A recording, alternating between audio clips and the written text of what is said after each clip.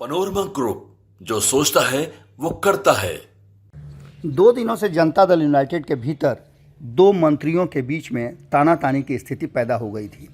बात था कि आपको याद होगा कि भीम संसद जो बुलाया गया था, भीम संसद के माध्यम से 2 मंत्रियों में आपस में टकराव की स्थिति पैदा हो गई थी। एक ऑडियो था जो वायरल हो रहा था। उस ऑडियो में रत्नेश सदा के आवाज़ की बात की जा रही थी कि रत्नेश सदा ने अपने कार्यकर्ताओं को उस्काया है कि वो अशोक चौधरी के विरुद्ध पुतला दहन करें, आंदोलन करें और इस बात को बताएं कि रत्नेश सदा भी दलितों के बड़े नेता हैं।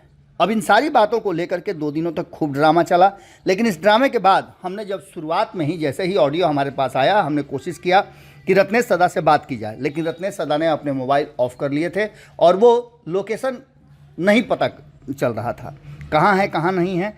जब हमारे रिपोर्टर उनके पास पहुँचे तो जानकारी मिली कि उनकी तबीयत खराब है और वो अभी वायरल से जूझ रहे हैं। ऐसी स्थिति में वो बोलने की स्थिति में नहीं है। लेकिन खैर, रत्नेश सदा बाहर आए और उन्होंने जिस तरह से अपनी बातें रखी है वो इस बात की तरफ इशारा कर रहा है कि क्या ये सच है या फिर उनका सरेंडर है। बिहार सरकार के मंत्री जो कि SC/ST कल्याण मंत्री के रूप में हैं, रत्नेश सदा, आपको याद होगा कि जीतन राम मांझी के महागठबंधन छोड़ने के बाद जब उनके पुत्र संतोष मांझी ने इस्तीफा दिया, उसके बाद आनन फानन में 24 घंटे के अंदर उन्हें शपथ दिलाई गई। दूसरी तरफ जब ये शपथ दिलाई गई तब और आज में काफ़ी अंतर हो गया है। जो भीम संसद का आयोजन किया गया उसमें रत्नेश सदा की भूमिका बड़ी थी। हमने खबरों में आपको दिखाया भी था कि किस तरह से रत्नेश सदा के समर्थक उनके साथ जुड़े हुए थे। इन सारी बातों को लेकर के जब रत्नेश सदा को हाथ पकड़ के बैठा दिया गया, उसको लेकर के ये भी ऑडियो वायरल हुआ था।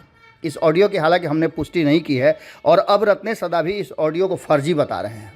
आपको बता दें कि इसमें ऑडियो में जो बातें थी वो साफ कर रही थी कि रत्नेश सदा कह रहे हैं कि मंत्री का पुतला जलाओ, उनके खिलाफ लीक हो, उनके खिलाफ नारे लगाओ।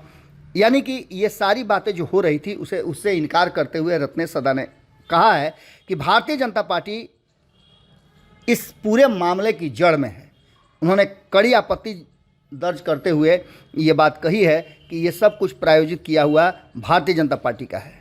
जुमलेबाज का तो काम ही है जुमला करना। उन्होंने कहा कि लोकसभा में स्मृति ईरानी ने राहुल गांधी पर जो लगाया था उसकी जांच हुई तो वो फर्जी निकला। इन सारी बातों को लेकर के फर्जीवाड़े और फर्जीगिरी के मास्टर वो कहे जाते हैं। इन सब बातों को लेकर के रत्नेश सदा मीडिया में आए और उन्होंने अपनी बात को रखते हुए इस पूरे मामले से अपना पल्ला झाड़ लिया।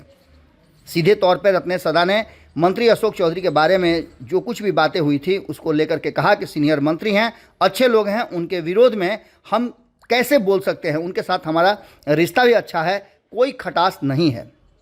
आपको बता दें कि जनता दल यूनाइटेड ने 26 नवंबर को भीम संसद का आयोजन किया था और इसको लेकर के प्रेरक और टोला सेवक के विरोध के बावजूद विरोध सब कुछ ठीक ठाक नज़र आ रहा था। मुख्यमंत्री नीतीश कुमार ने भी इसे सफल बताया था और इन सारी बातों को लेकर के जो कहा जा रहा है कि लोगों को भड़काने में भी कहीं ना कहीं भारतीय जनता पार्टी का हाथ था। हमारी जो कार्यक्रम है उसकी सफलता से कहीं ना कहीं डरी हुई भारतीय जनता पार्टी इस तरह का काम कर सकती है।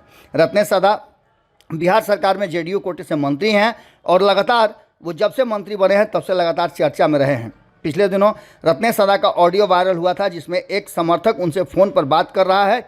समर्थक कहता है कि भीम संसद में आपको जिस तरह से बैठाया गया वो हमें अच्छा नहीं लगा। इसके बाद जो कुछ भी रत्नेश सदा की तरफ से कही जाती है उन बातों को लेकर के चर्चाएं खूब चल रही थी। लेकिन अब जबकि रत्नेश सदा ने इस बात से इनकार कर दिया है, उन्होंने साफ तौर पे कहा है कि ये उनका ऑडियो नहीं है, ये प्रायोजित है और भारतीय जनता पार्टी की तरफ से इस तरह के विभेद पैदा करने की कोशिश की जा रही है। अब देखना दिलचस्प होगा कि अशोक चौधरी पर दिए गए इस बयान को लेकर के एक तरफ जहां इनकार किया जाता है, वहीं दूसरी तरफ अब इसके सच में और सरेंडर में चर्चाएं शुरू हो गई है। क्या सच्चाई है और किस तरह से रत्नेश सदा को सरेंडर करना पड़ा है? हम पहले से कहते आ रहे हैं कि कहीं ना कहीं रत्नेश सदा को ही बैकफुट पे जाना पड़ेगा इस मामले में और बिल्कुल उसी दिशा में सब कुछ आगे बढ़ रहा है। अगर ये वीडियो पसंद आई और वह बिहार के राजनीति और बिहारियत से सरोकार रखेनी तो सब्सक्राइब बटन दबा के चैनल के सब्सक्राइब कर ली। ओजे एगो घंटी बा, ओकरा बटन दबा देला से कुल सटीक और मारक खबर रुआ मुफ्त में मिल जाई।